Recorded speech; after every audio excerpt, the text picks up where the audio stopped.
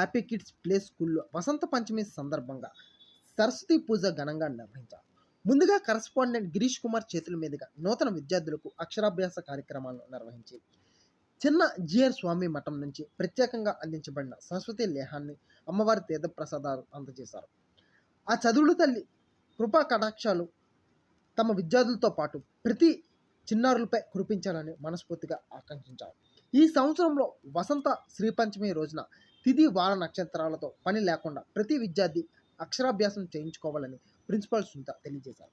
ఈ కార్యక్రమంలో స్కూల్ సిబ్బంది, విద్యార్థుల తల్లిదండ్రులు, శ్రేయోభిలాషులు, విశ్రాంత్ ఏఈ మల్లా చిన్నారావు తదితరులు పాల్గొన్నారు.